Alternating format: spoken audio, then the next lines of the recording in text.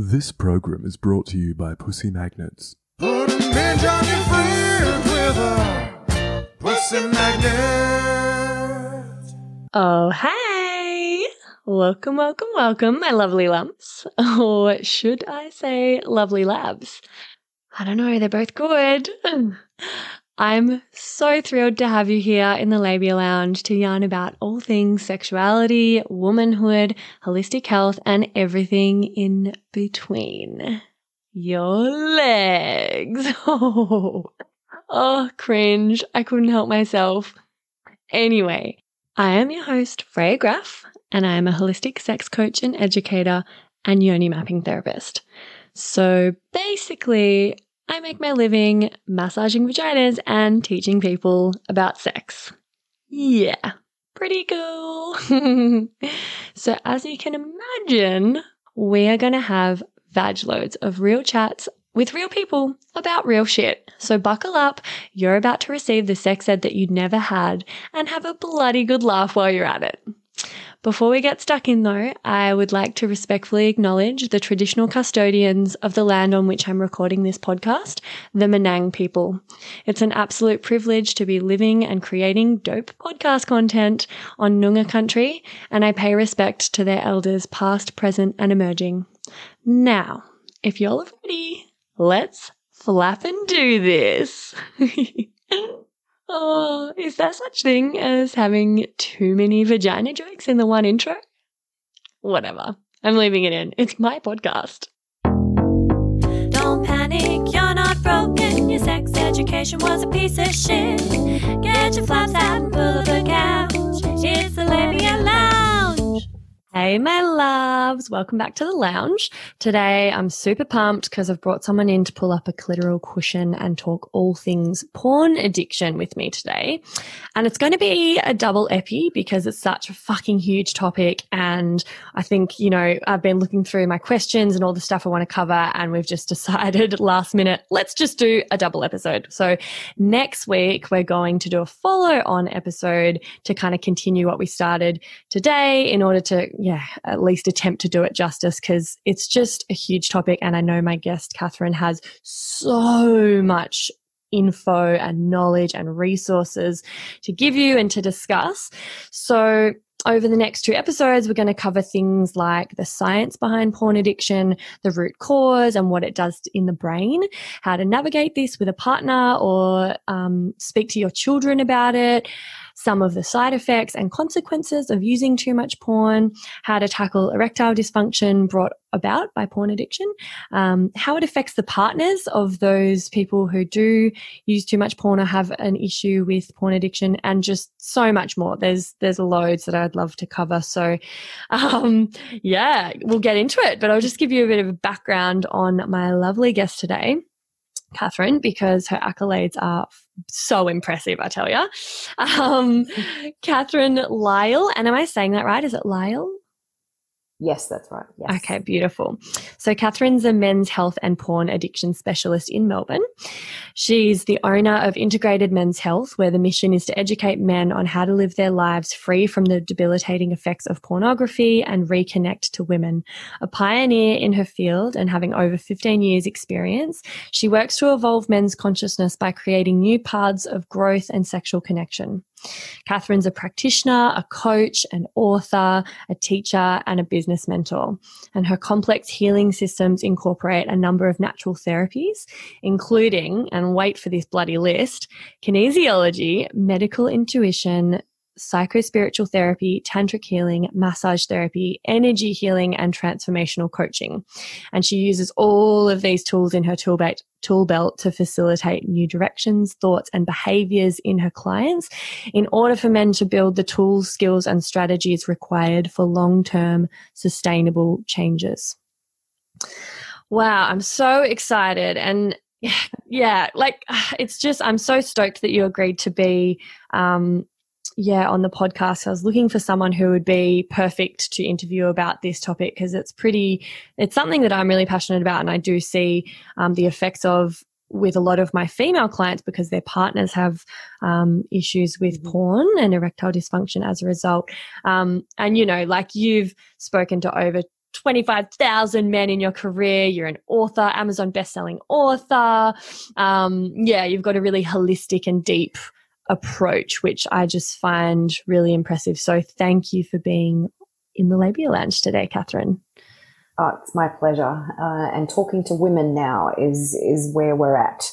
After, I think it's been 8 years full time talking to the men only, and the women just watching on, and some cheering and some not. You know, we're finally, after the book launch, I realized by the end of the book that the book was for women, more so than the men, which it started off for men to begin with. Obviously, there's stuff in there for men, there's exercises, and all of the information is, you know, all about the penis and their brains and the mental health and all of that. But, you know, being a woman myself, it's finally time now to start taking this to the women and educating them, because there's so much confusion around this topic. There's so much angst and defensiveness and betrayal, and, you know, coming from the women, it's, if they don't know any better, then they have low standards just by default. And so we really need the women to understand this now that the men have been doing all of the work. The men are starting to now get the courage up to talk to their partners, and it's not being met very well, as you can imagine. And so they leave here like, oh, pumped up, and I'm going to tell my partner, and I'm like, oh, just be careful. And I've got a guide, and, you know, I try and support them in that, because, you know, they're all guns blazing, and then they go home and then they're just met with like, you know, the woman's really upset. She feels betrayed and lied to, and understandably. And so then they go into shame again, and then the cycle just keeps rolling around, and no one's getting any better. And, you know, so it's really important that women understand this almost more than men, so that they can help and support and spot the signs, and, you know, and really, really carry this, as we know women like to do. We're the healers. So. Yeah, beautiful. That's a really important point to make. And I think as you're speaking, I was like, oh, maybe that can be the whole topic for the next episode, because in this one, I really want to cover like all of the fundamental stuff, all of the info that you really need to know before you kind of can fully understand and approach this. And then maybe we can get into more around that in the next episode, how to actually navigate that, how women and partners can support in that sort of like healing and reform process. Yeah, because and just to mention, so you mentioned your book, I want to just tell the listeners it's called The Uncensored Threat: Losing Generations to Pornography. So I'd really recommend checking that out. As Catherine just said, it's obviously for all genders, and, you know, this is an issue that affects everyone. It affects absolutely everyone. You know, it's not just the person who has the porn addiction, it's the partner, it's family. Yeah, so I guess Absolutely. And I think that's the bit that's missing from our society growing up, porn being, you know, just part of life, is that people often say to me, like when I send my free ebook to Instagram followers and stuff, oh, I don't need that. I'm not a man. It's like, if you're on the dating scene, if you have a partner, if you have a male child, if you have a female child, you need to know this stuff. So yeah. It's important that everyone don't just tune out because you think you don't watch porn or that you don't need to hear this.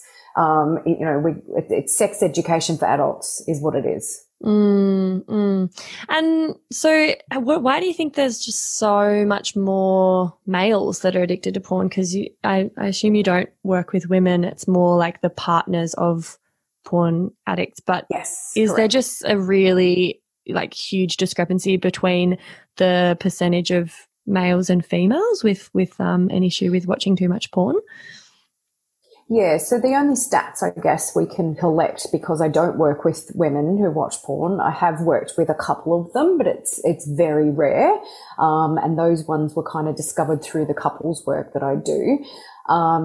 It's the only stats we have are from Pornhub, fortunately, who tell us that a third of their traffic is women. You know, there's obviously way more sites out there. Google is free. They're not tracking, you know, so we can't get the stats on that, but it is still an issue for women, and it's the exact same issue. So because this is a neural addiction, It affects the brain, and it's not a sex addiction. You're not addicted to boobs and ass. It's a neural addiction. So your brain is addicted to itself. Therefore, a woman, whether you have a penis or not, a woman can still be addicted to porn in the exact same way. But all you have to do when we have these conversations about men, because I am a men's health specialist, is just replace the word penis with vagina. And obviously erection is not applicable. Right. So, however, the genitals still get affected in the same way as with the men. So if the women are watching porn themselves, and we're seeing that in the younger ones a lot more, and I'm talking about the girls in their like early 20s are coming through. I'm going to do a podcast. I'm going to interview some 20-something men who are telling me these stories about what women are doing. The women are the ones encouraging them to watch porn. They're the ones that want to be choked and slapped and spat on and all of that. And so we're finding this generation is coming through where porn is normal for them just as much as it is for the men. However, you know, the 40-somethings or the 50 or 60, you know, treat men up until their 80s. The women aren't watching porn in their 80s. Do you know what I mean? There's just no need for it. The women, you know, it's just different these days than it is, you know, back then. So there's a lot of generational stuff, and that's why the book says losing generations to pornography, because I do treat men in their 80s, and we're talking to teens as well and kids as well. So it doesn't discriminate. It doesn't discriminate with couples either. We often hear them saying, you know, oh, it's all right if I watch it with my partner. I don't know. Do you want to shoot up heroin together? So that's kind of the answer that we have for that, because it's exactly the same as a drug addiction. So whether you're watching it with a partner or not, if it's regular, you have a porn addiction. And we define regular as once a month or more. And this is where everyone's jaws drops and they go, oh, this girl doesn't know what she's talking about. I've seen people on men's groups just like, what? And the definition comes from a few sources. So the textbook definition of addiction in general is that if you can't go without something for a month, then you have a porn addiction. And that's the psychology textbook definition. So then people are like, oh, you know, well, we all just have addictions to everything. I'm like, yes, we do. Okay, so that's the baseline, but it's also considered regular if it's once a month or more. And then there's the 70-year-olds who come in and stamp their feet and say, I don't have a porn addiction, lady. And I say, well, when was the last time you masturbated without porn? Then they're only watching it once a month, and they can't remember because they haven't. And it's been, okay, so how old are you now? How old were you when you first started watching porn? So a lot of them, it's 55, 60 years of porn. Yeah. Wow. And so when was the last time you were in life sexually without being under the influence of porn? And I say that in terms of the brain addiction. And they've gone like, what, maybe, you know, a couple of months in their life without watching porn, or maybe a couple of years for some. But the damage is already done from teenage years. And then the rest is just riding the wave into the coffin, you know, until they're dead, because they can't stop. And so there's lots of definitions around this, but that is the baseline. If you're watching it once a month or more, you have a porn addiction because it's considered regular. Yeah. Then you look at the scale of, well, how often are you masturbating without it? So there are variables, obviously, and if I've got someone in front of me that's watching it once a month, then we look at all of those variables. But if there's someone who's watching it once a week or every day or more than once a day, then they're in the chronic end of the scale, and we don't even look at the other reasons or the other variables, because it is what it is. Does that make sense? Yeah, totally. Yeah, I think, I mean, I look at it as a bit of an epidemic of the tech age and of these new generations, and it is very insidious because it's so common, it's so accessible, it's everywhere, it doesn't feel like a big deal. And I feel as though there's a lot of people that don't believe it's a real addiction, or they're in denial about just how damaging it actually is. So I'd love for you to just talk a little bit about the science of it all, and like, when does it become a problem? What is it actually doing? It's rewiring our brain. And I feel like a lot of people don't quite understand that and what the consequences of that are. So yeah, I'd love to chat about that if you could. Yeah. So that's the thing. Perception is a problem when it comes to addiction. So what you call an addiction and what I call an addiction and what, you know, Joe Blow down the road and, you know, a female or someone in a marriage or whatever calls an addiction, it's always going to be different. And the perception of that porn can actually be addictive. Some guys who are in it will agree with that, but I get guys ringing me all the time saying, look, I've got all these other issues, but I'm not addicted to porn. And I say, how often are you watching it? Oh, it's only once a day. And I'm like, okay, so and they don't consider that as an addiction. I dated someone who was watching it 3 times a day and he still didn't. He's like, I don't classify that as an addiction. Yet he was missing meetings in the mines, and the guys actually knew he was late for meetings because he was masturbating. Yet he still didn't think it was an addiction. And then he had chronic fatigue. He had to have 3 months off the mines, and he still didn't see, and he had anxiety and like all the things. So unless there's someone like me putting all of that, you know, the glue in the sandwich kind of thing, people have these, oh my God moments, which is just brilliant to watch because you're joining the dots for them and taking away the shame and the guilt and the sexual deviance and stuff like that out of it. Because if we look at it as a science, then, and we look at the stats, which is over 90% of men are watching porn regularly, then it's nearly all the guys. And so we have to do something about it. And we come from a science perspective because, like you said before, why is it more men than women? There is a visual aspect to that comes into it, which men will argue till they're blue in the face. But it's also, I'm linking prostate cancer to porn addiction, and I'm also linking suicide to porn addiction. Because if we look at what it does to the brain and to the body, then those other things absolutely have a link. And so the women aren't watching porn as much. They're not killing themselves as much. They're not, you know, there's all these other things that are running parallel next to porn addiction that no one's looking at for some reason, except for me. Right. So the brain addiction is exactly the same as a drug addiction. So when I speak to my clients, I don't want to be the only one doing all the magic and doing all the work, right? Because I'm a healer, there's physical treatments and things like that. And so we want them to step into this as much as they can. And so I ask them to replace the word porn with heroin from here on in. And it changes everything. Would you introduce heroin into your relationship and expect your partner to be okay with it? Oh my God. Would you introduce it to your children?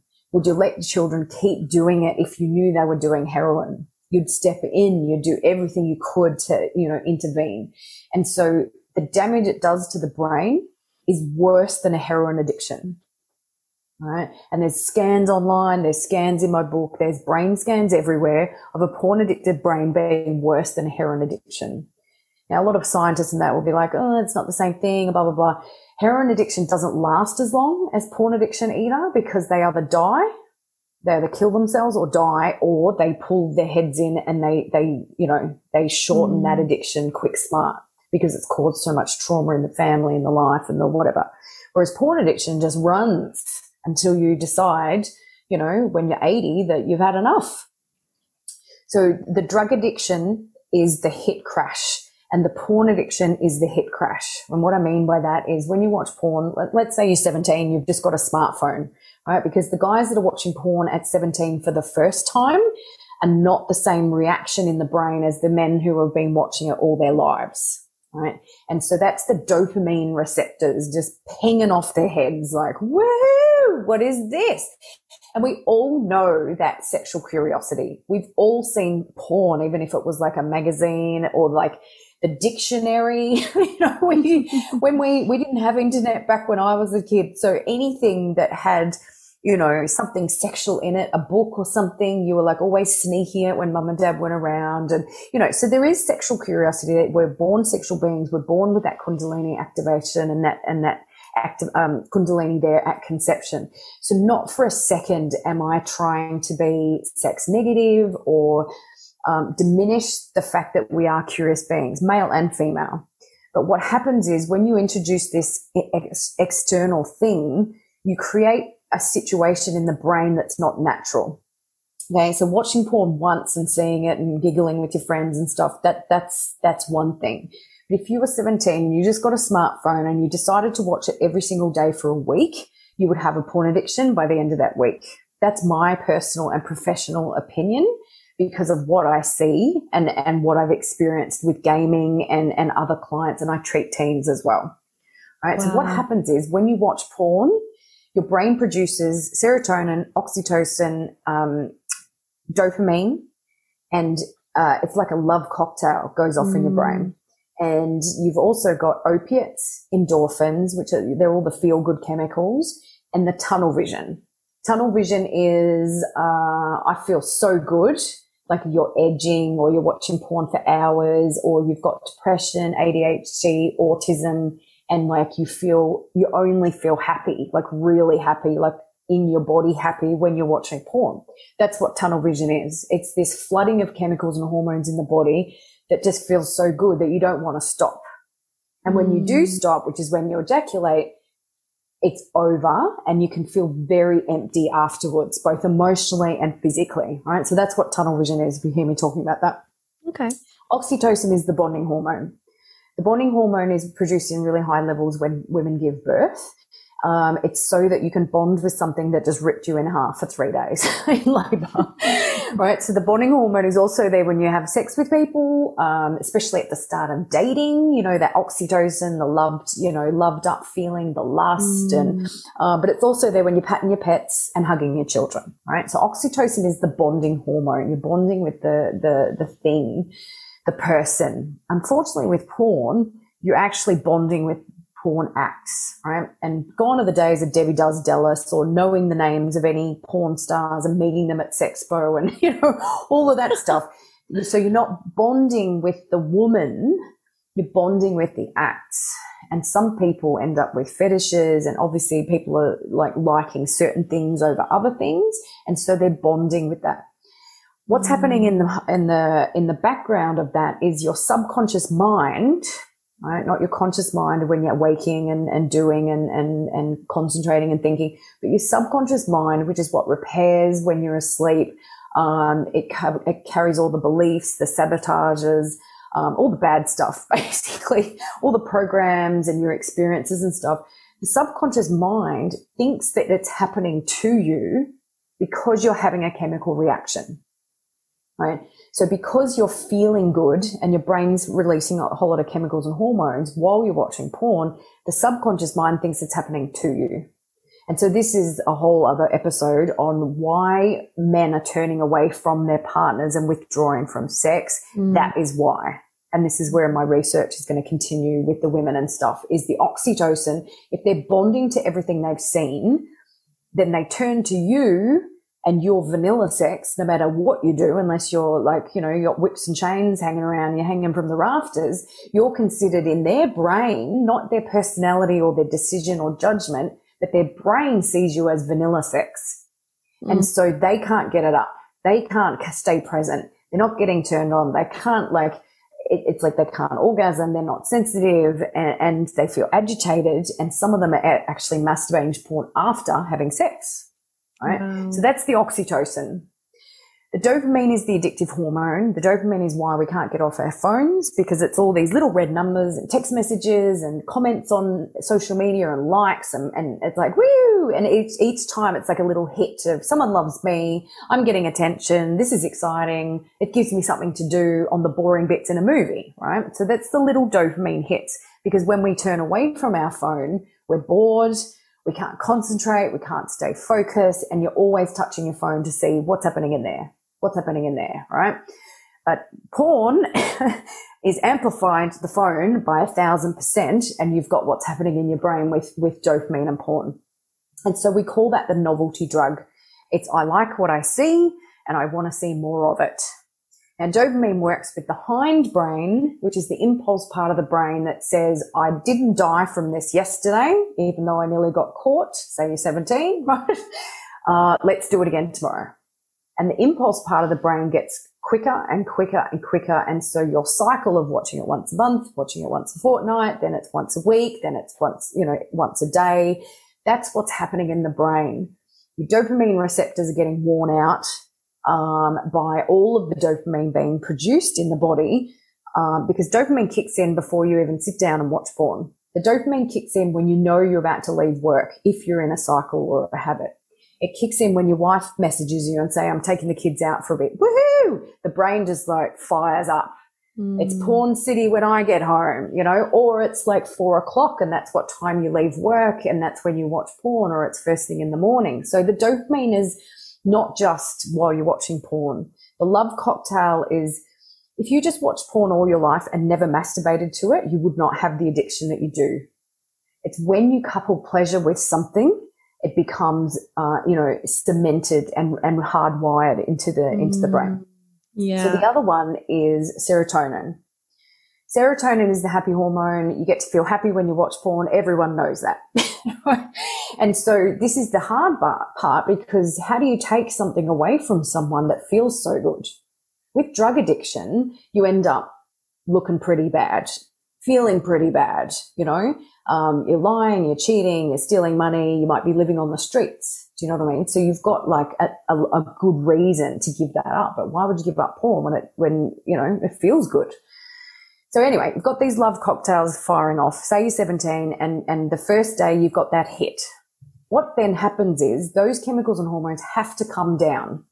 What goes up must come down. When they come down, that's what we call the crash. So you're releasing all those chemicals and hormones, and what happens in the body then is prolactin is produced. Prolactin is the hormone that creates erectile dysfunction. Right, so you've got this overstimulating of the brain, you feel really good, then you crash, and then the body starts to produce stuff that creates erectile dysfunction. You also lose chi. This is where the kinesiology and the energy work comes in. We are born energetic beings. Energy is what makes our organs, you know, function. Everything is energy. We're all made up of atoms, vibrational frequency. It's quantum physics. And so you lose chi in bodily fluids. Just like if you had to have a blood transfusion, you would lose your life force energy. You're also losing nutrients and minerals when you ejaculate, which is zinc and selenium. Zinc is the number one mineral for men. It's how they produce testosterone. You lose half your daily zinc every time you ejaculate. And the selenium you lose keeps the prostate healthy. Oof. So all of this stuff is happening behind the scenes, right? And if you produce too much oxytocin, that also creates erection problems. If you produce too much oxytocin, you end up with prostate problems. So there's too much of a good thing going on here. It's creating a massive problem in the body. And so the hit crash going on in the brain, just like crack or heroin or cocaine, if anyone's had any drugs in their life, they know that the come down is like, no, I don't. Your brain doesn't want to come down. It's like, who's got some more drugs? You know, even if it's 7 in the morning, we'll just keep going, right? And then the next day comes along and you feel even worse, right? So the brain is releasing all these chemicals and hormones, and that's the crash. So you've got hit, crash, hit, crash, hit, crash. Now, the brain can't function at that level. It has to change itself. It can't accommodate for all those extra feel-good chemicals. Just like if you took cocaine, you'd be like, woo, really, really high the first day. The second day, not so much, because your body's tired, right? So you don't get that same high that you did on the first day. And so that's what's happening with the porn addiction. There's this hit and it's starting to come down and starting to crash, and the brain doesn't want to. So it starts that impulse part of the brain, like, let's find something. And those triggers in the world in terms of Instagram and TikTok and OnlyFans and the girls at the beach and the girls in the supermarket that aren't wearing much because it's hot weather, and all of those things become a massive trigger, because just like drugs, right? So the trigger for a drug addiction is the access to drugs, or someone talking about drugs, or, you know, that type of the weekend, and that's what you do when you go out. So all of those triggers trigger the brain to be like, oh, here we go. Even if you don't have the drugs in front of you, you know it's going to happen tonight, right? And so that's the same thing that's happening with the porn addiction. It's this hit, crash, hit, crash. The brain is changing itself to accommodate for the extra chemicals and hormones. And when it does that, it changes itself. And then it expects that new level of chemicals and hormones to come into the body. And when it doesn't, it starts to get agitated and annoyed. And so you start to get triggered by what's going on around you. And then you go, oh, I'll just do it again. I'll just do it again. I'll just do it again. And I think So like the scary thing, sorry to cut you off. I think one of the really scary things to me that I see is like the need for increasingly intense stimuli to get the same result, because you're just rinsing and squeezing out all these hormones from your body, and like exactly all of those nutrients as well coming from ejaculating all the time, the little come down that you get from ejaculation, let alone the come down you get from like that hormonal cocktail. And you're just starting to watch like more and more and more out there intense porn to get the same result. And then there's this crazy, you might even know, I'm always whipping out these like studies that I can't fucking remember where they came from, but there's a statistic around the fact that it is desensitizing so much that like pretty much, and I'm going to butcher this, but pretty much like all rapists and murderers are porn addicts as well, because it just completely like rewires their brain to think that this is like normal, and then they're seeking out more and more intensity, and then it crosses over into their actual life.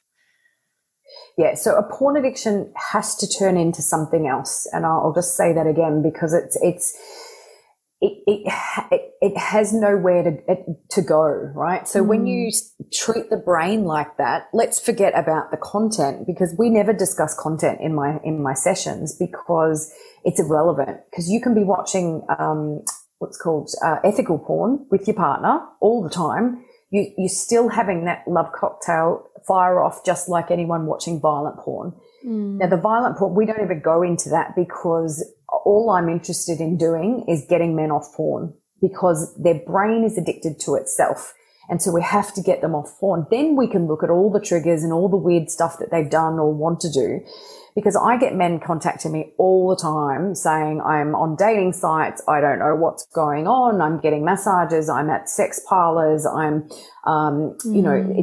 it's always, it has to turn into something else. And a lot of them are concerned about, the disclaimer, there's nothing wrong with this, of course, but these men are straight and they're watching gay porn because the other porn is too vanilla. Then it's trans porn, right? And so then they contact me saying there's something wrong with me.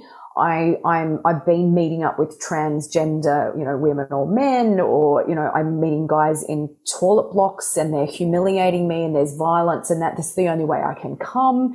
So I have stories that would curl your toes. And that's why I kind of released the book, to let people know, like, this is normal for me to hear all this stuff, but people don't understand what men are actually going through out there because they're keeping it all quiet. And so I've studied serial killers. It's in my book.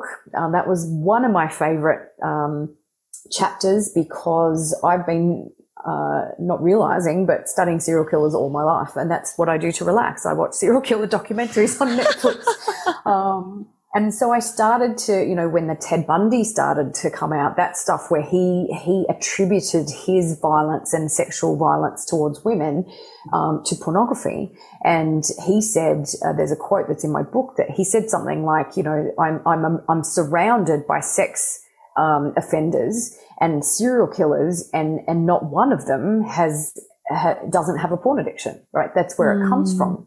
And even the men that were just looking at magazines, and we're not talking about, these men are in their 40s or 50s, so it started at magazines, then VHS, then DVD.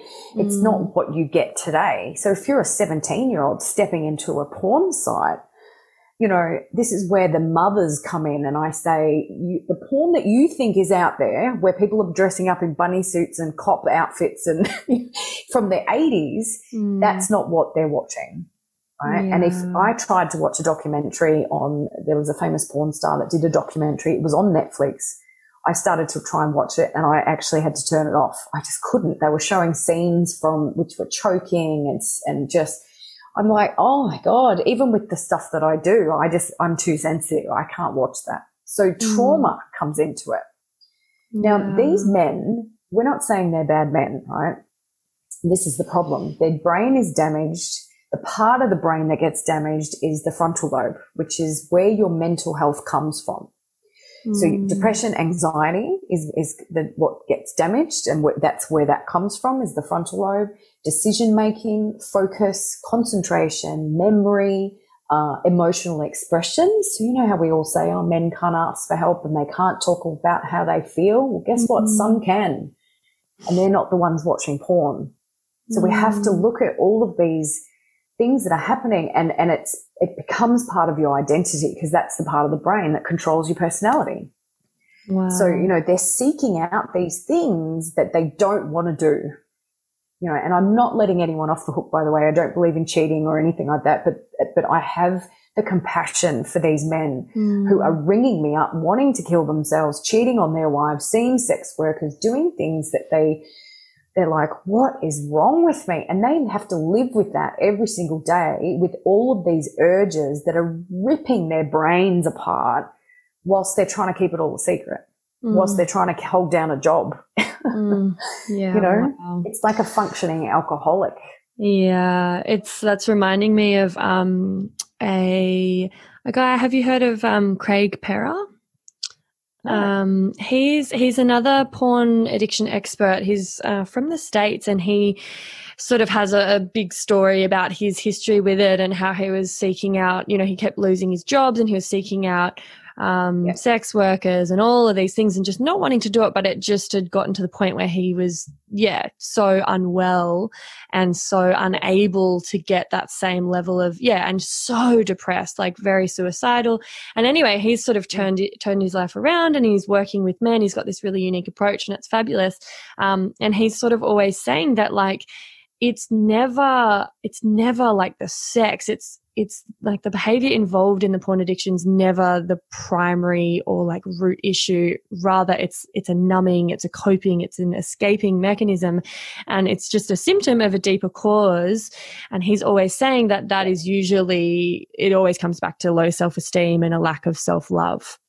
Like, never primarily the sex part of it. So, you know, and he's like, you know, talking about how watching porn is like this little oasis away from reality for them, and that it's the one place where they have control and they feel powerful and they can escape, especially when, you know, maybe in childhood they've had some trauma, or an abusive father, or a neglectful mother, or bullying or ridicule from peers at school. And then, of course, it becomes their like safe, happy place. And then this continues into adulthood and turns really dark. But what you were sort of just saying reminds me of his thoughts on that. Yeah, so I have the opposite approach to that, and this is where psychologists recommend to people, and they come in and I say, well, what's your diagnosis according to them? And it's like, it was childhood trauma and, you know, self-esteem, like you said, and all of that.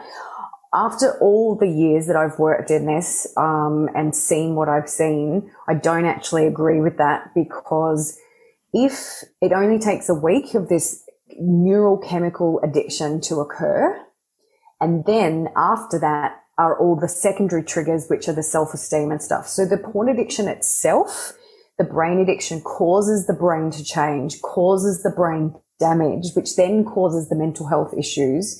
So it's a bit catch-22. And if guys are bored, you know, or they're depressed or whatever, they're going to watch more porn. So those things are triggers, but the cause is actually the brain addiction itself.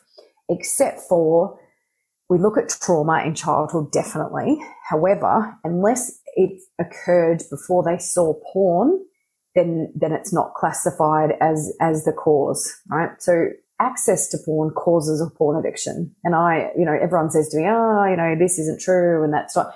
And it's like, but if you throw those things at me in terms of mental health issues and boredom and triggers and stuff, we can always take it back to, well, how old were you when you first saw porn? You know, when did you have alcohol first or porn first? It's always porn. Now, the only difference or the one that doesn't apply to that is a number of men that I've seen who were exposed to porn at 5 years old. One of them was 3. That's the youngest I've seen. So 5 years old, and there was trauma associated with the introduction to the porn. Right. So anyone that's doing grooming or sexual abuse as a child, that's how they groom them. They show them porn, which then the kids are like, woo, you know, this is so exciting and amazing. And so it's naughty. but it's exciting, and they might even get erections or, you know, be thinking about it later on. But that's how the grooming takes place of young boys, right? And so the trauma that I've seen in the guys that are really fucked up on this and I've got like an 18-year-old client that was watching it 36 times a day. Wow. Right? And he's very unwell because of it. He was introduced to it by his stepfather at 5 years old, as well as his younger sister. They were given men's magazines and told what masturbation was, and that encouraged to go off and masturbate. And so there was also trauma, yes, of his mum being a bit shit and his stepdad being a bit shit, and there was abuse, and there was other things that occurred after that. But the exposure to the porn was the trauma, if that makes sense. Right. And then those guys, they're the hardest ones to work with. Like that's the most ingrained that you can get in terms of what this does to the brain. Because by the age of 8, we are hardwired. Right. So anything that occurs after that, we've already got belief systems and sorted. Everything's sorted. You're just having different experiences after you turn 8, which changes your path, which way you go. But all your parents' belief systems and how you feel about yourself and what you've learnt, whether it's religion or culture or just how to treat women or how you should be treated, is hardwired by 8 years old. Right. So this is where we work with, well, if the trauma occurred before 8, then yes, porn can be connected to that. And yes, if the trauma was associated to porn, then definitely it's a major problem. But if kids are, you know, in abusive relationships and stuff in terms of parents and they're fighting and, you know, all of that yucky stuff, and they weren't loved as a child and they've got low self-esteem and picked on at school and blah, blah, blah. It's like, when did you actually see porn though? All right. So this is where I stand firmly in my beliefs as a practitioner. This is my difference between me and a psychologist. And that's why I believe my stuff works. Because if we just look at this as a chemical brain addiction, brain's addicted to itself, we use conscious self-pleasure to break the neural pathways around it, then everything shifts. Then we can look at like the self-esteem issues. But if you can break a porn addiction, they won't turn to porn if they're triggered around their self-esteem or anxiety. They just won't. So do you think that so this is where the argument changes? Yeah, so interesting. Yeah. So I'm just thinking, like, if obviously, because it's so accessible these days, and any every single person comes across porn, but not everyone gets addicted to it. And I know like a fair few people who, you know, have watched it, but just sort of like, oh, you know, and then it isn't a part of their lives anymore. And so I'm wondering if like having less of the childhood trauma, less self-esteem issues, less of those things is still a protective factor that will mean that maybe they're less likely to become addicted. Yes, but again, it depends on the timeline. So I've met 22 men now that have never watched porn. They've seen it once or twice, but they've never masturbated. It's never been a regular thing. And they are completely different human beings to the men that watch porn, both sexually, energetically, spiritually, emotionally, expression, all of that. But that's as many as I've met in my career. And so it does depend on the timeline. Now, if you're watching it every day for a week, you'll create an addiction in your brain, just like if you took drugs every day for a week. So if that occurs when you're like 16 or something, then it's just sets you off on that path. Whether you're a good person or you're in a good relationship or you're in a good family or not, as soon as you start watching it, that's what creates the addiction. The other stuff comes into it, definitely. So there's neural pathways that form, for example, like they're like little programs. And it's like, okay, so every time I get picked on at school and I masturbate or watch porn, it's normally the same thing, then I feel good. So there's neural pathways that are forming around the self-soothing mechanism, around the self-care, self-medication, we call it. So men are then turning to the porn because they know it makes them feel good. So it is a catch-22. But if you're watching it once a month or more and you've been doing that all your life, you will have brain damage even if you don't think you're addicted. And this is the thing I'm trying to get at, is like the brain stuff will happen whether you like it or not, because it's long-term damage.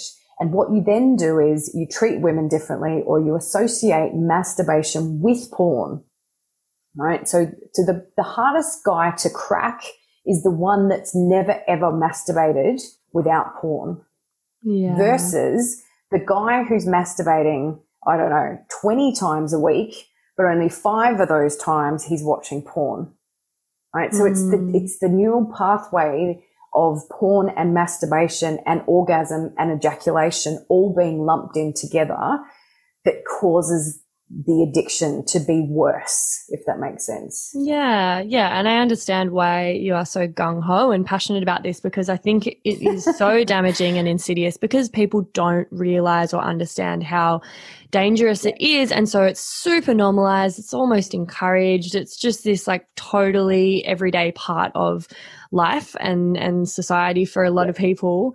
And then obviously it's almost like this non-consensual, like they're giving themselves brain damage without really knowing that that's what they're doing. It's like, you know, eating food that's so shit for you, but you kind of know, so at least you can manage. I mean, it's still addictive as fuck.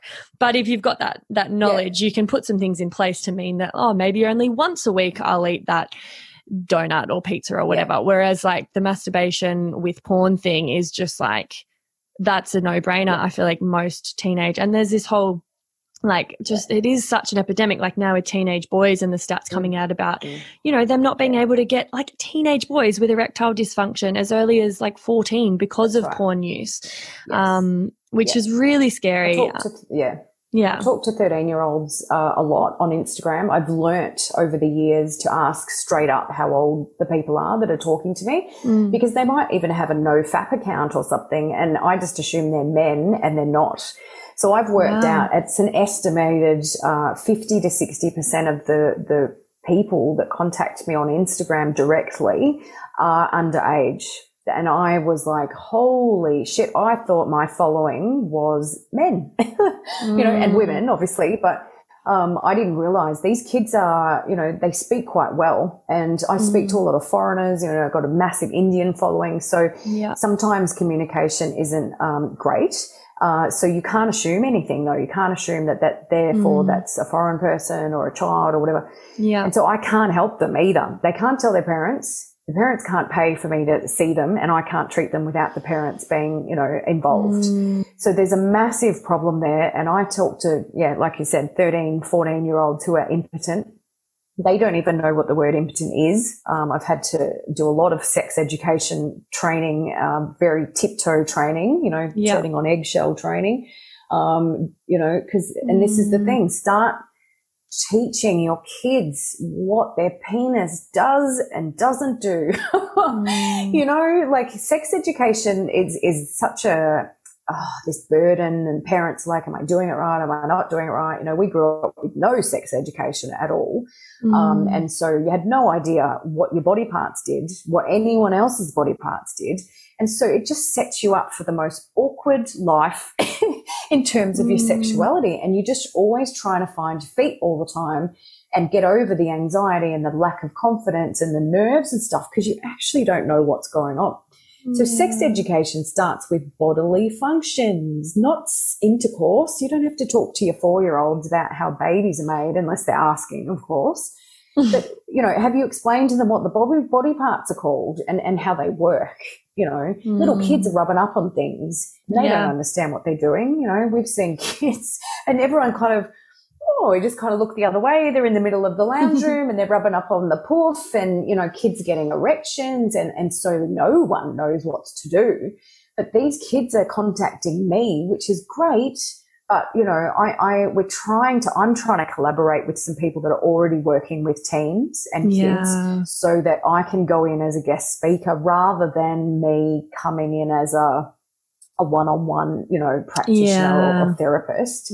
Because the kids can't, you know, I've treated a few teens, but we have the parent on the first call just to say hello and introduce myself and tell them what I'm about to do and whatever. And then we ask permission, you know, we establish what I can and can't tell them, because it's really important that the kids trust me. and Yeah. that their information. And so the parents then leave the room, and then we do the kinesiology and all the clearing, and I have a really good chat about to them. And I'm good with kids because I know how embarrassing this must be for them. Yeah.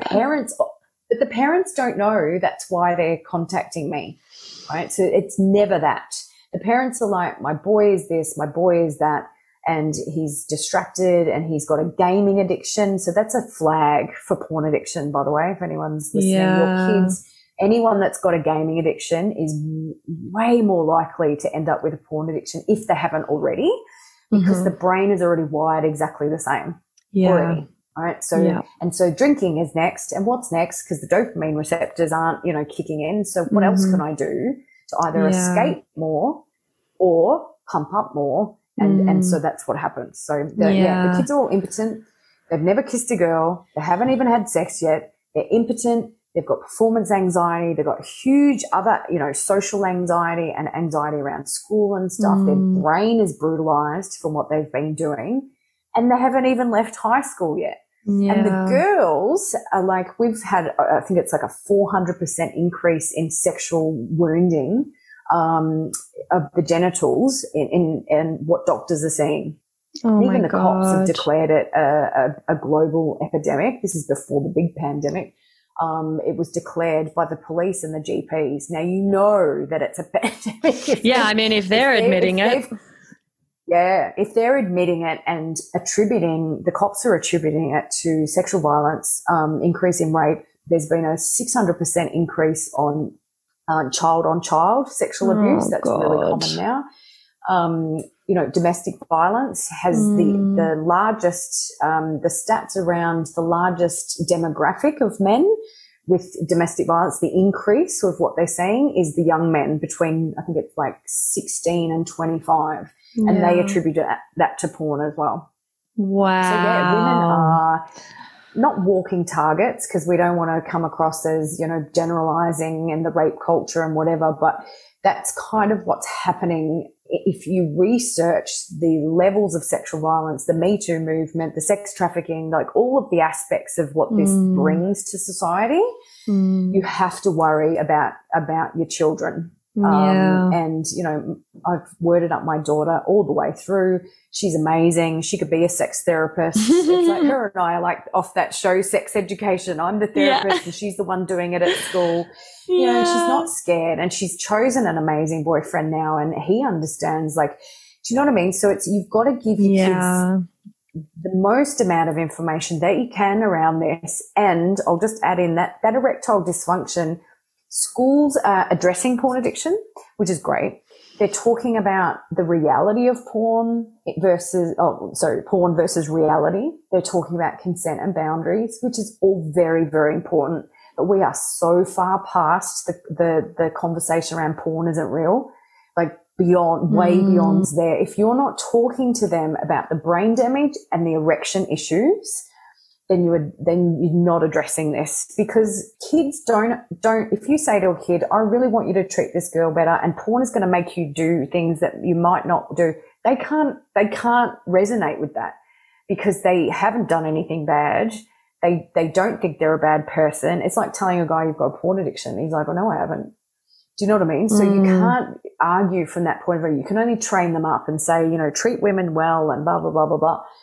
But unfortunately, this brain addiction takes away a lot of it's the impulse control, the sexual control, the behaviours. That's the part of the brain that gets damaged.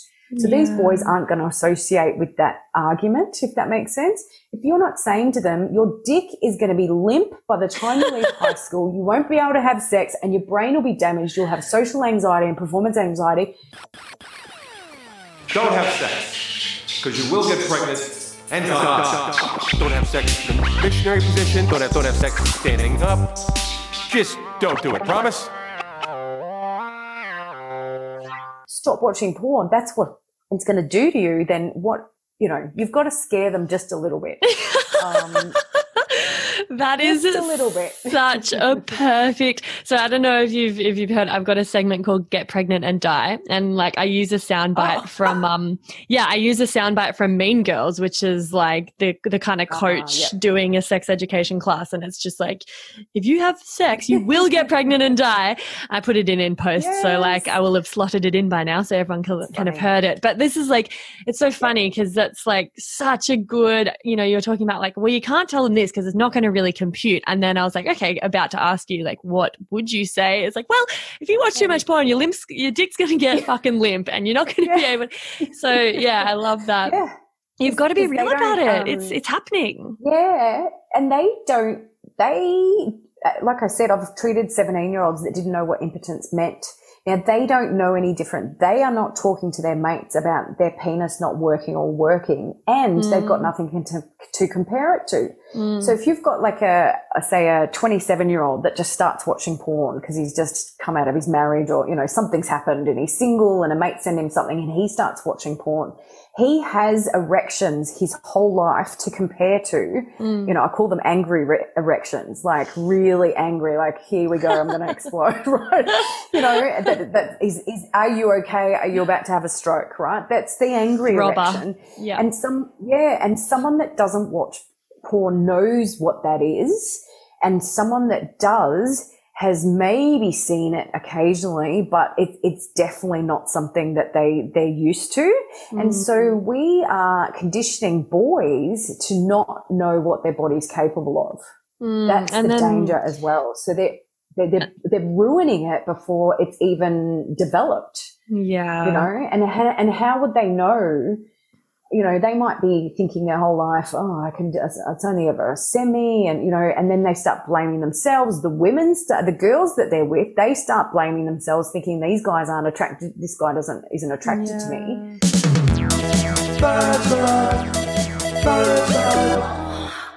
But you get on the dating site now. Oh my God, there's limp dicks everywhere. Like it's that's the pandemic. And everyone is blaming themselves. The boys are blaming themselves, but they don't know it's porn. The girls think they're not attractive enough. And so then, I hear guys saying to me, this is like really testing my, ability as a practitioner to stay objective. They come in here and say, I sleep with ugly women and I can't get it up because of it. And I'm like, oh my gosh. Come on now. Like, okay.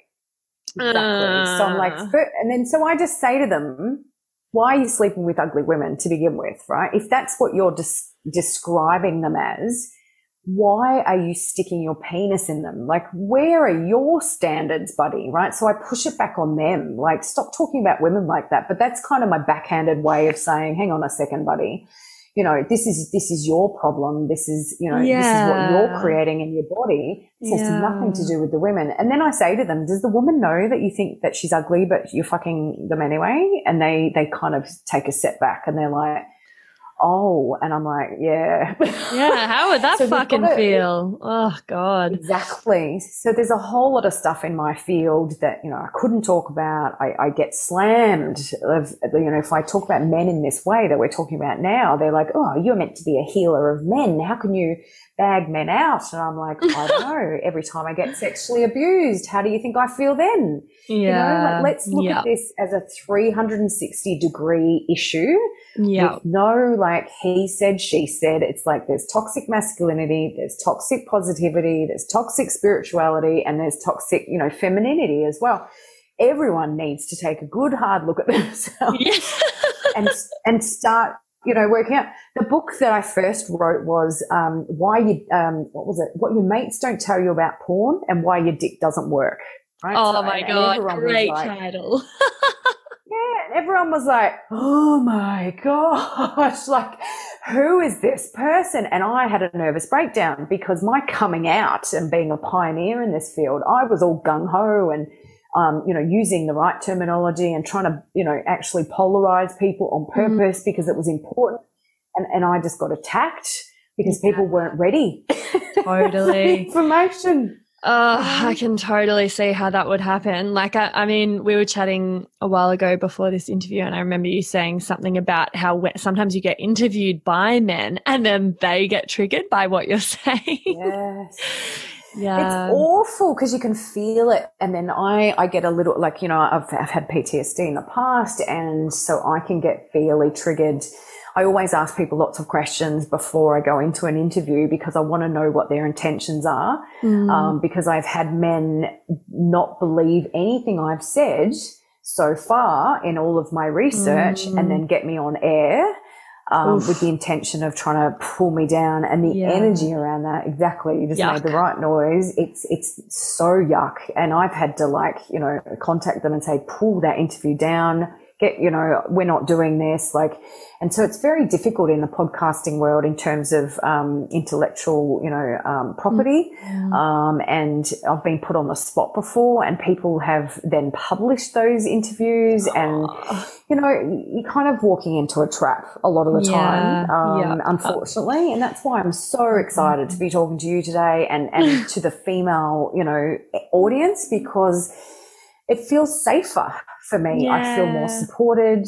I feel like the women are ready to hear this. I really feel that. I'm actually going to launch my new brand next month, which is my personal brand, is katherinelyell.com. And so taking all of the amazing research and information and experience that I've learned over the years, and now taking it to the women. So treating couples, doing intimacy stuff, treating teenage girls. It just started to happen over the lockdowns. I had a whole lot of teenage girls that have been sexually abused come to me just randomly. No men, just the women. And so the business started to shift naturally. And I was treating more women than I was men. And I was like, oh, what's happening? So this beautiful swinging around. So the women are looking at their sexuality thanks to, you know, people like you. Pull up a clitoris cushion. I nearly died when you said that. I was like, oh my God, I'm sitting on a clitoris cushion. This is amazing. You know, so it's empowering women. That's my goal now. Empowering women to have this information so that they can, you know, if they're single, when they're going on dates, or before you go on a date, just start that conversation. Like, how do you feel about, you know, porn? And see what they say. You know, I'm very lucky to have it in my job title, because when guys say to me, what do you do? I don't slam it at them straight away. I just test the waters, and then I say, I'm actually a men's health and porn addiction specialist. And their reaction is everything. So I don't have to do anything. I just have to drop that bomb, and then whatever comes back at me tells me exactly what's going on with them. And some of them are like, I think I need your help. And I'm like, good. You know, I'm all for those guys. But the ones that are like, you know, oh, can we watch porn together? They think I encourage people to watch porn. That's what they think that is. And, you know, and then the ones attack me saying, I don't know what I'm talking about. I don't have a penis. You know, I don't have to do anything, but other women in the world have to navigate that conversation. And it's not easy if you don't know what to say. So that's a whole other podcast that we can also do.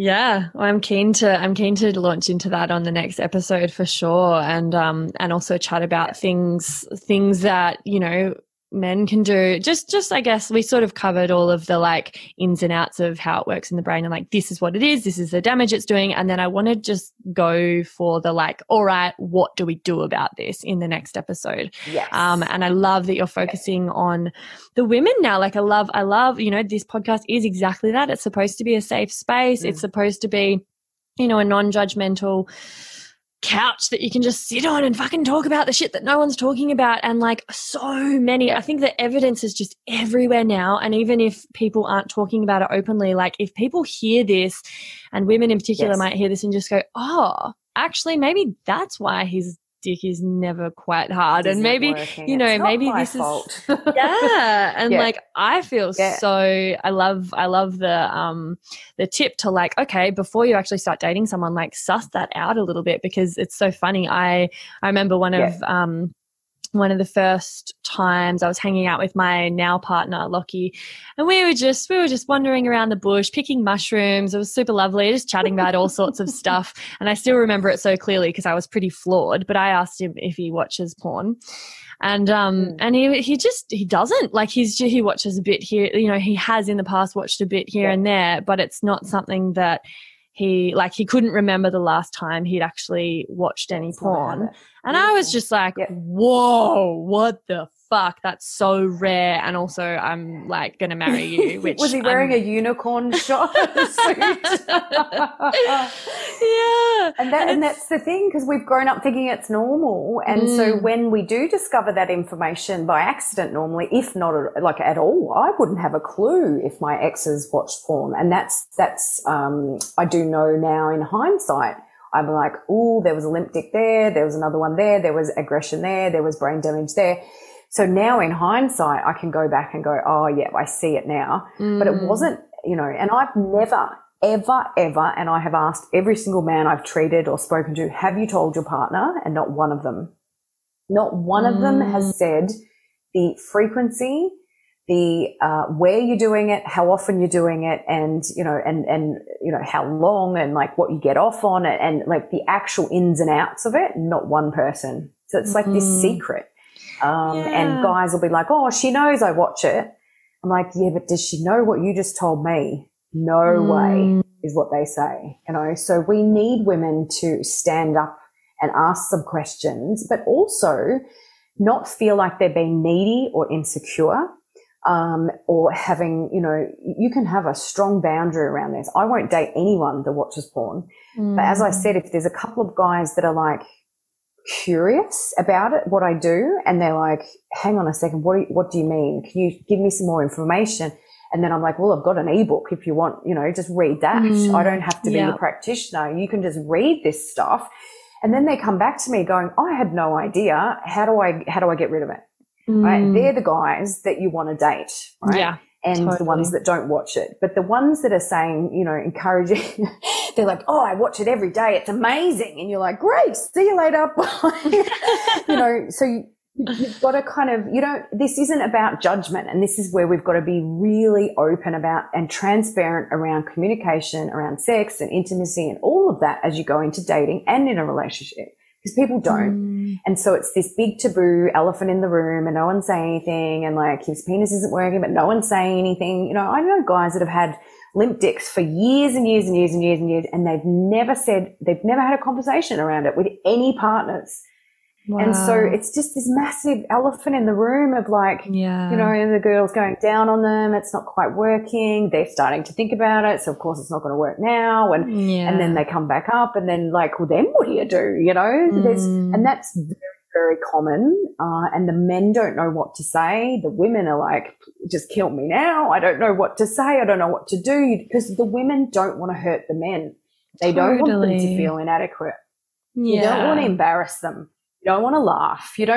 So we don't know what to do. And it's like, you know, beat me out of here, you know, so please, you know, throw me a freaking bones, you know, pardon the pun. Like, what do I do? This is what I'm going to be doing, workshops, everything. I'm trying to find a catchy title. You might be able to help me with your amazing things that you talk about, but a catchy title for my new women's workshop where they're going to come over and in person we are going to dissect all of this. You know, I'm going to get my big penis pictures out and show them all the lingam reflexology, and you know, we're going to talk about all of it so that they leave here like, oh my God, and bring in the fire, you know, because the women have shut down sexually a lot of, you know, in a lot of relationships because of their bodies and their self-esteem, and they've had kids and, you know, menopause. And it's like, when is a good time for a woman to be, you know, fully connected to her sexuality and feeling loved and safe and nurtured by her partner?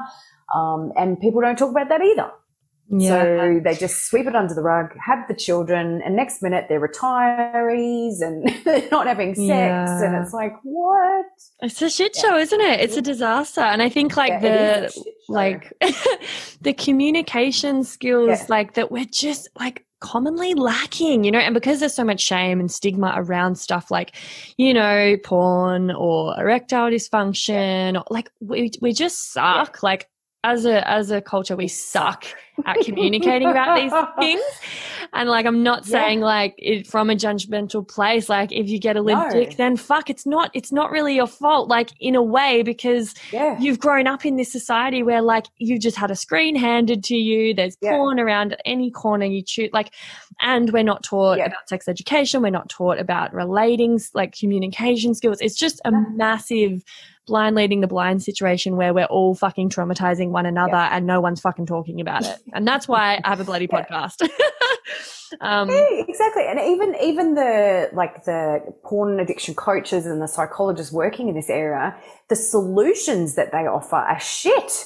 And so they're like, oh, you've got to like have a cold shower or take up a new habit, or it's like, oh my God. So they're encouraging them to stay away from their dicks, to not be connected to their healthy male sexuality, not to break the porn. They're just trying to rewire their brains in that whole 90-day coaching program, that type of cerebral stuff. They're just doing everyone a disservice. And this is the thing. The men aren't speaking up, I believe, because they don't know. They're so afraid that this is going to be their dick for the rest of their lives, and they don't know that there are solutions, right? So even the no fap community, which is, no masturbation, no porn, no orgasm, they get off porn. It's like they put the brain into scarcity, and it's like taking someone off crack without, weaning them off it. They don't introduce healthy sexuality. They tell you not to masturbate. And so that whole connection of, they might feel horny, they might want to masturbate, so they have to watch porn, and so they relapse. And so you've got to break all of this, and it's really fun. This is the thing, right? So, masturbation homework every time you come and see me. Like, who wouldn't want that? And the 2-week challenge, which we're going to give everyone today, if you're listening, normally $17, happy to give it to you for free. It's a 35-page ebook that goes into breath work and arousal and sensitivity and kundalini, and then it's got 13 steps in the self-pleasure homework. There's a checklist that you have to tick off, and so we're going to teach you conscious self-pleasure, which is totally different to having like a quick wank in the shower, rubbing one out, getting rid of the demon seed. I've just heard all of the things, right? And so it's all about, closing your eyes, doing the breath work, arousing the limbic system, which is your arousal system. Guys have relied on their eyeballs and their brain addiction to get them off. And their penis is like, nah, I'm out. I don't know what's happening here, right? Because there's no sexual energy there. Sexual energy is what causes the blood flow to then cause the erection, right? And if you're not turned on, your penis isn't going to work. But if you start to watch porn, your brain gets turned on. And so that starts to trigger the penis, and you're like flogging a dead horse, waiting for the thing to, rise up. And this is what's happening. And we're seeing so much confusion in the body where men are ejaculating without orgasm. They're not getting erections. They're not turned on, even though they're like in the most powerful, they've just met the woman of their dreams. And they're, laying it all out naked, and it just doesn't work, and they can't. Men are looking for love, whether they know it or not. It's all about heart space work. When we take all of the energy from the groin back up to the heart, and then back up to the groin, then back up to the heart. That's the work that we do. The two poles on the body are the groin and the heart. It's all about conscious self-pleasure, having full body orgasm without ejaculation, which is the sex god status that we all like to see the guys get to, and having multiple orgasm. They can orgasm over and over and over and not lose their erection. And it's frightening for the women, because the women are like, hang on a second, what is going on right now? Like, you're having all these orgasms, but you're not ejaculating. So women are confused. They don't understand that this is possible either. Yeah. So we're teaching men how to become sex gods. We're teaching them to be more sexual, more connected, turning themselves on, tuning into this, being present, like all of that. It's not a slap on the wrists and stop watching porn, and stop touching yourself. It's not that. We're actually doing the opposite to that. Yeah. When we activate Kundalini, when you activate your core sexual energy that runs along your spine, you start to move and shake and convulse, and it's like an exorcism. And these guys are having, orgasms on the table, and I'm not even going near their groins. Like and that's what we're looking for. We're looking for people to be in their bodies. Yeah. Yes. I love this.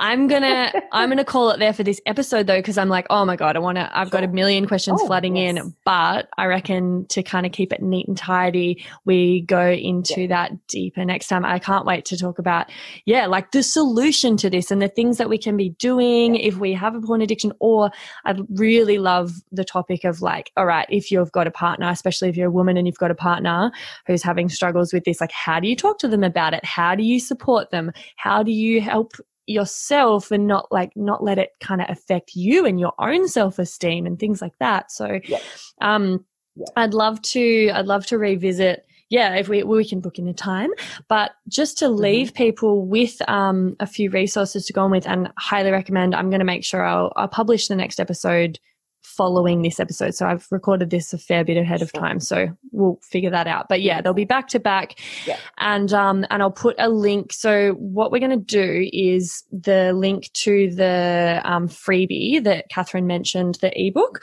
I'll put that in my Labia Lounge Facebook group. So I've actually just created, this is the first time I'm mentioning it on air, I've created a Facebook group called the Labia Lounge, and it's basically going to be like a virtual lounge where listeners of the podcast can join the group and then post questions or communicate with each other, like network. I'll put up links and resources that I have, and also, that guests on the podcast offer. So there'll be like extra bonus content and resources in there. But also, I just want it to be a really cool, safe place where like we can gather, we can chat, people can pop questions in there. I might jump in and do like a Q&A every now and then, and just as a way for people to have access to me to kind of, suggest a topic that they want to hear covered, or suggest a guest, or like, just sort of have that dialogue going on, because like I want to be in touch with my community. So I'll put the link to, and what was it called again? Sorry, Catherine, the ebook? The 2-week challenge. So it's a masturbation challenge. And so it gives them guidelines and strict instruction on how to masturbate differently. So the ebook is great. It goes into lots of detail and training and whatever, but at the end of it is an actual 2-week exercise for them to do to see where they're at with porn, see what's happening with their penis when they masturbate without porn. And the women can do it as well. You just disregard any comments, in terms of erections and stuff. But that's what we're giving away today. They can also go on my website, and I have a heap of other free ebooks. There's one on erectile dysfunction. There's one on porn addiction. My first book is aimed at teens and parents. So there's like a foreword at the start to kind of how to talk to your kids about this. And that's in there as well. And then obviously my new book, and they've got hundreds of videos and interviews on YouTube. So I've kind of set my website up as a massive freebie for all the teens that I can't help. That's been the goal. So that they can just go there and get whatever they need. And so normally now when people contact me, they've seen stuff. They've already seen it all.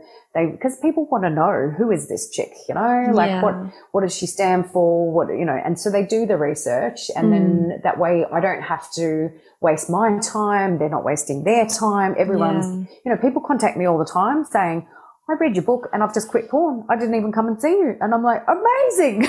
Wow. So we're helping people without them spending any money, which is really important to me. So good. Yeah. I love how generous you are with all of your knowledge and info. And like, you were like, oh, come on, as many potty episodes. I'll give you these. It's not about getting clients. I've already got too many clients. It's not about money. I just really want to get this info out there. And I love that, because it is such a noble cause and it's so important. I'll pop the links to your website in the show notes. I'll put the link to the freebie in the Facebook group, and the link to the Facebook group in the show notes. And you should also go check out the videos. Catherine has like the best hair I've ever seen. So, let that be motivation to go have a sticky beak. And thank you so much, Catherine. I'll be speaking to you really soon for the follow-up episode, but thank you so much for your time today. Beautiful. Oh, thank you for having me and honouring this space for women and, being a safe place for me to just let it all hang out. I might regret it later, but we'll see. Nah. I'm getting more courageous, less professional and more courageous. And that's working with the women has helped me do that. So that's really cool. So thank you. Too. We'll talk soon. Pleasure, Beautiful. treasure. All right. Bye, everyone. And that's it, darling hearts. Thank you for stopping by the Labia Lounge. Your bum groove in the couch will be right where you left it, just waiting for you to sink back in for some more double L action next time. And in the meantime, if you'd be a dear and subscribe, share this episode, or leave a review on iTunes, then you can pat yourself on the snatch, because that, my dear, is a downright act of sex-positive feminist activism. And you'd be supporting my vision to educate, empower, demystify, and destigmatize with this here podcast. Also, I'm always open to feedback, topic ideas that you'd love to hear covered, or guest suggestions. So feel free to get in touch via my website at freyagraph.com or say hey over on Insta. My handle is Freya_graph_YMT, and I seriously hope you're following me on there, because damn, we have fun. We have fun. Anyway, later labial legends. I'll see you next time.